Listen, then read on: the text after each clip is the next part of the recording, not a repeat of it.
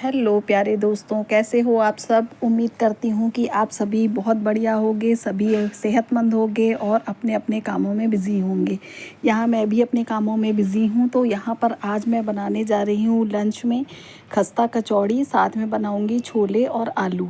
तो यहाँ पर मैंने जो फिलिंग है वो मैंने रेडी कर ली है। फिलिंग के लिए मैंने उड़द दाल का पाउडर जो आता है रेडीमेड, वो वाला लिया था। इसके साथ मैंने इसमें ड्राई सौंफ डाली थी और ड्राई सौंफ के साथ मैंने साबुत धनिया और साथ में हींग डाली थी और नमक मिर्च गरम मसाला ये तो मिक्स किया ही था। साथ में मैं जो अपना मसाला बनाती हूँ जो कोर्सली ग्राइंड रहता है, सौंफ, धनिया, ज़ीरा, साबुत लाल मिर्च, काला नमक, सफ़ेद नमक, तो इन सबको भी मैं, और काली मिर्च साथ में, इन सबको भी ग्राइंड करके एक जो मसाला मैं मोटा सा बनाती हूँ। अक्सर आपने मेरी रेसिपीज़ में देखा होगा, अगर आप मेरे वीडियोस देखते हैं तो आपने वो मसाला अक्सर देखा होगा मुझे डालते हुए, क्योंकि मैंने जब लिट्टी की रेसिपी शेयर की थी तब भी मैंने वो मसाला डाला था, और जब मैं आलू बनाती हूँ सूखे तो उसमें भी ये मसाला मैं यूज़ करती हूँ। तो यहाँ पर भी मैंने वही मसाला इस कचौड़ी की फिलिंग में यूज़ किया है।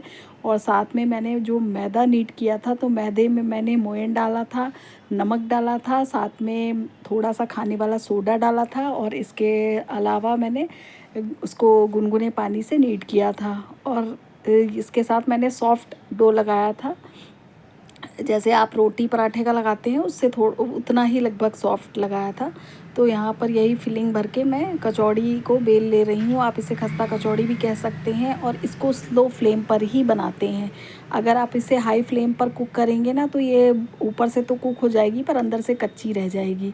तो ये एक बेस्ट ऑप्शन है अगर आप ज़्यादा सब्जियां नहीं बनाना चाहते हैं। मान लीजिए आप बर्थडे कर रहे हैं या कुछ ऐसा कर रहे हैं, तो ऐसी कचौड़ी आप पहले से ही बनाकर रख सकते हैं, जिससे आपको एंड टाइम पर अगर आप अकेले सेलिब्रेट करने वाले हैं तो आपको कोई प्रॉब्लम नहीं होगी। तो ये कचौड़ी आप बनाकर इसको थर्माकोल के बॉक्स में आराम से रख सकते हैं।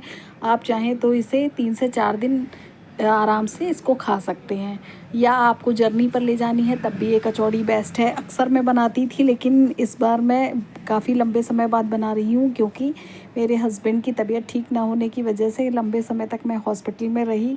तो इसलिए आज थोड़ा सा मेरा मन हुआ कि लाओ आज ये कचौड़ी ही बना लेती हूँ। तो यहाँ पर देखिए कचौड़ी कैसे गुब्बारे की तरह बहुत बढ़िया से फूल गई है।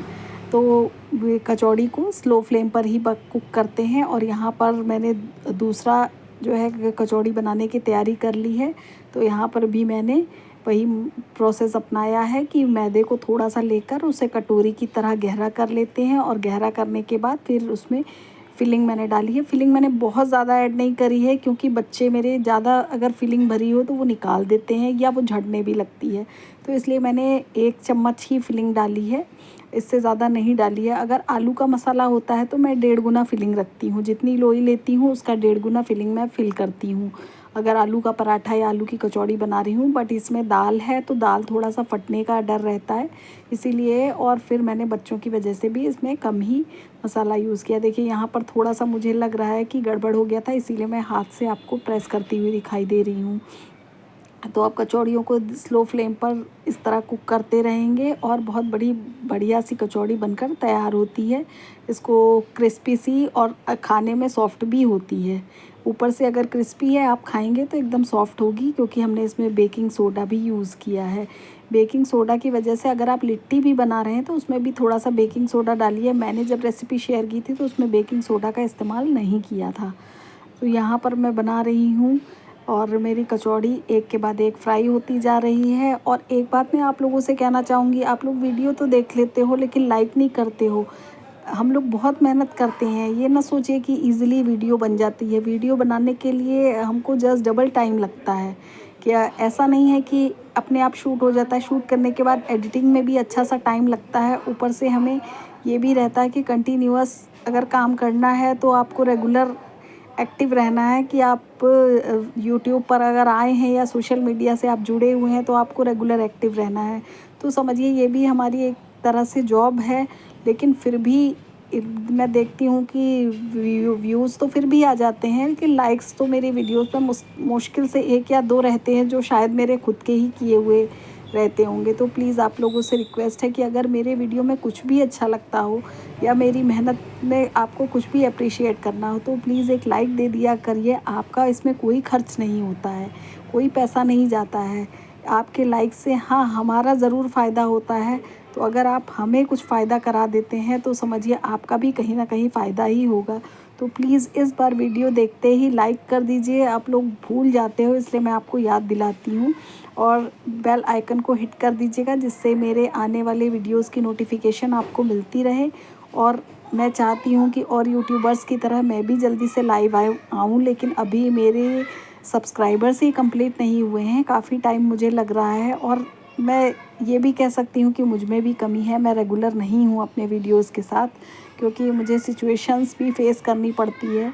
और जब पॉसिबल होता है तो मैं शूट कर लेती हूँ, और जहाँ बच्चे स्कूल से आ जाते हैं उसके बाद तो मेरे लिए बिल्कुल ही पॉसिबल नहीं होता है, क्योंकि मैं इंगेज हो जाती हूँ और आप सब भी कहीं ना कहीं इंगेज होते हो। लेकिन फिर भी अगर मेरी आप वीडियो 5 से 10 मिनट की देखते हो तो प्लीज़ अप्रिशिएट कीजिए, प्लीज़ कमेंट्स करिए, पॉजिटिव हो या नेगेटिव आप कमेंट्स तो कीजिए। कम से कम मुझे पता चले कि मेरी वीडियोस में देख के आपको क्या सही लगा क्या नहीं। जो कमियां हैं वो मैं खुद जानती हूँ कि मेरे वीडियोस में क्या कमियां होती हैं, लेकिन धीरे धीरे मैं ट्राई कर रही हूँ कि उन कमियों को दूर किया जाए और मैं भी अपने वीडियोस अच्छी क्वालिटी के लेकर आऊँ। तो फ़िलहाल जितनी मुझे नॉलेज है उतना ही मैं अभी कर पा रही हूँ, और बहुत ज़्यादा फोकस मैं नहीं कर पाती वीडियो पे। लेकिन फिर भी अगर आप लोगों का सपोर्ट रहा तो हो सकता है मैं काफ़ी आगे तक जाऊँ। तो प्लीज़ आप लोग सपोर्ट कीजिए। तो यहाँ पर कचौड़ी एक के बाद एक मैं बनाती जा रही हूँ, और अगर वॉइस आ रही हो तो प्लीज़ इग्नोर कीजिएगा। जब भी वॉइस ओवर करो तो यहाँ सब्ज़ी वाले या कबाड़ी वाले या इस तरह के लोग निकलने लगते हैं। तो हम क्या कर सकते हैं, इन सिचुएशंस को कंट्रोल करना हमारे अंडर में नहीं है। तो यहाँ पर देखिए 2 कचौड़ी बनी है, क्योंकि मैंने कढ़ाई भी छोटी ली है और मैंने साथ में इसको स्लो फ्लेम पे कुक किया है, इसलिए टाइम लग रहा है। तो यहाँ पर मैंने कैमरे का एंगल चेंज किया है और मैं दिखा रही हूँ कि देखिए आज कितनी तेज़ धूप निकली है, बहुत बढ़िया सी धूप निकली है। इधर लगातार जब बारिश हो रही थी तो मौसम काफ़ी अच्छा था, और आज मैंने भी सावन में हरा हरा सूट पहन लिया। तो यहाँ पर देखिए मेरी कचौड़ियाँ बनकर रेडी हो गई हैं। अभी हालांकि मैं कुछ कचौड़ियाँ बना रही हूँ, मैं आपको दिखा रही थी कि कैसे देखिए क्रिस्पी सी कचौड़ी बनकर रेडी हुई है। और इन सबको रखने के लिए मैं ब्लिंकिट के बैग का इस्तेमाल करूँगी। जो ब्लिंकिट का कैरी बैग आता है आप लोग भी उसमें रखिए, उसमें काफ़ी हद तक कचौड़ी गर्म रहती है। तो यहाँ पर था कि हस्बैंड जो है वो छोले नहीं खाएंगे, तो मैंने इसलिए आलू बॉईल होने के लिए रख दिया है। और मैं धूप दिखा रही थी कितनी बढ़िया सी धूप है। तो आलू को आप जब बॉईल करें तो इनको 80% तक ही कुक करें, ज़्यादा कुक ना करें। तो यहाँ पर मैं आलू बना रही हूँ। मैंने ऑयल में जो खस्ते वाली कढ़ाई थी उसमें जो ऑयल में बचा था मैंने उसी में हींग ज़ीरा ऐड किया है, साथ में हरी मिर्च ऐड की है। और इसके बाद मैंने जो बॉयल आलू हैं उनको पील कर लिया था और ये ऐड कर दूँगी। ऐड करने के बाद वही जो मेरा मसाला है, जिसमें ये देखिए एक आलू गिर गया है, शायद मैं उसको उठाकर हटा रही हूँ। और इसके बाद ये मैंने अपना सीक्रेट मसाला डाल दिया है। सीक्रेट तो नहीं कहूँगी, मैंने बता दिया है कि इसमें क्या क्या पड़ा हुआ है। इसमें धनिया पड़ा हुआ है, ज़ीरा पड़ा हुआ है, लाल मिर्च है, काली मिर्च है, और साथ में काला नमक है, सफ़ेद नमक है। इतने इंग्रेडिएंट्स हैं। और जब मैं करेले के लिए इसी मसाले को बनाती हूँ तो इसमें साथ में मैं मेथी और कलौंजी भी ऐड करती हूँ, बट इसमें ऐड नहीं है। जब मैं कोई भी स्टफिंग वाली सब्ज़ी बनाती हूँ तो मैं उसमें कलौंजी और मेथी ज़रूर ऐड करती हूँ, कि उनकी जो फ्रेगरेंस है वो बहुत बढ़िया आती है, बहुत बढ़िया अरोमा आता है। और यहाँ पर मैंने थोड़ी हल्दी भी छान कर डाली है, क्योंकि हल्दी से कलर काफ़ी अच्छा आता है। मुझे डालनी तो चाहिए थी स्टार्टिंग में, जब मैंने ऑयल हीट किया था तभी डालनी चाहिए थी, लेकिन हल्दी में हल्का सा गांठ सी पड़ गई है तो इसलिए मैं उसको छान कर डाल रही हूँ। तो यहाँ पर मैं आपको दिखा रही हूँ कि आलू मेरा बनकर रेडी हो गया था। और इसमें मैंने लाल मिर्च अलग से ऐड नहीं की है, क्योंकि अलग से ऐड करूँगी तो फिर पीहू नहीं खा पाएगी। और ये मैंने अपनी प्लेट लगा ली है, क्योंकि मुझे पीहू को अभी पिक करने के लिए भी जाना है। हस्बैंड तो अभी मना कर रहे थे, तो ये मैंने ले लिया है अपना फेवरेट आलू, छोले और साथ में प्याज। हालांकि प्याज मैं खाती नहीं हूँ तो प्याज मैं अलग कर दूँगी।